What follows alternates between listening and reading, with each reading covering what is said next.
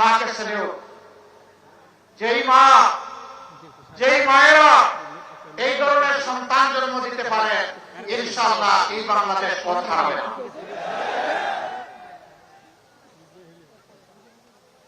এখানে ইসলামপুরের উন্নতির কথা বলা হয়েছে, দুঃখ দুর্দশার কথা। আমি আপনাদের এক ভাই, আমি 22 সালের মে মাসের 24 তারিখে এখানে এসেছিলাম। তখন একটা ভয়াবহ বন্যা হয়েছিল।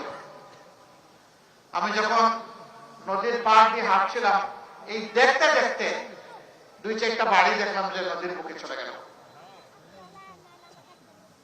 সেখানে মায়েরা এসেছেন, বাবারা এসেছেন, ভাইয়েরা এসেছেন। আমি তাদেরকে সেদিন বলেছিলাম যে আমি এখানে রিলিফ দিতে আসিনি, আমি এসেছি আপনাদের একজন হয়ে, আপনাদের এই দুঃখের সাক্ষী হতে। আমি এসেছি একজন আপনজন হিসাবে, আত্মীয় হিসাবে, আত্মার আত্মীয় হিসাবে। কোন অবস্থায় এসেছিলাম জানেন?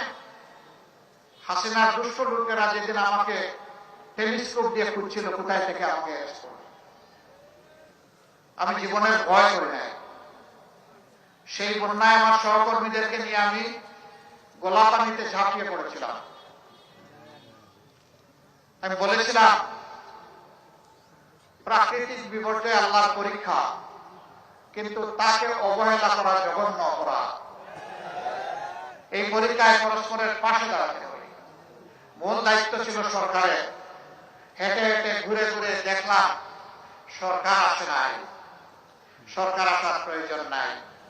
জনগণের কাছে যাদের দায়বদ্ধতা নাই, জনগণের ভোটের যাদের দরকার নাই, সে সরকার জনগণের বিপদে আসবে কেন? তার তো আসার প্রয়োজন নেই, তাই তারা আসেন। আমরা গিয়েছি, গলা পানিতে নেমেছি, হাঁটু পানিতে নেমেছি, কোমর পানিতে নেমেছি, মানুষের প্রতি দুঃখের অংশীদার হতে। তখনকার প্রধানমন্ত্রী তিনি হেলিকপ্টারে ঘুরেছেন, মাটিতে তার পা পড়েনি, পানি তো দূরের কথা। এটি হবে না। এই দুঃখী বাংলাদেশে চোখের পানি মুছে দিতে হলে ওই পানিতেই নামতে হবে। আমরা পরোয়া করিনি জেল জুলুম হরানিকে, কারো রক্ত চক্ষু।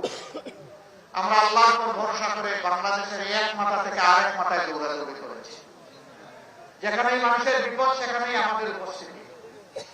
আমাদের সহকর্মীরা দারুণ ভাবে আমাকে ঋণী করেছেন। সামান্য একটু ইশারা দিয়েছি, ঝাঁপিয়ে পড়েছেন, আলহামদুলিল্লাহ। সেই সময়টা তো আর নির্বাচন ছিল না রে ভাই, সেই সময়টা ছিল মানবতা। আমরা ওই মানবিক বাংলাদেশটা করতে চাই। আমরা যুবক ভাইদেরকে বলবো তোমাদের কাছে আমরা ঋণী, যুবতী বোনদেরকে বলবো তোমাদের কাছে আমরা ঋণী। আমরা 15.5 বছর লড়াই করেছি, আমরা কিছুই করতে পারি। জীবন দিয়েছি, আয়নাগরের সঙ্গী হয়েছি, পঙ্গু হয়েছি, জেলে গিয়েছি, দফায় দফায়, মায়েরাও গিয়েছে, এমনকি অবশ্য শিশু সহ জেলে যেতে হয়েছে। এমন দুর্ভাগ্য আমাদের জাতিকে 15.5 বছর এইরকম ভোগ করতে হয়েছে। আসুন 15 তারিখের পরে একটু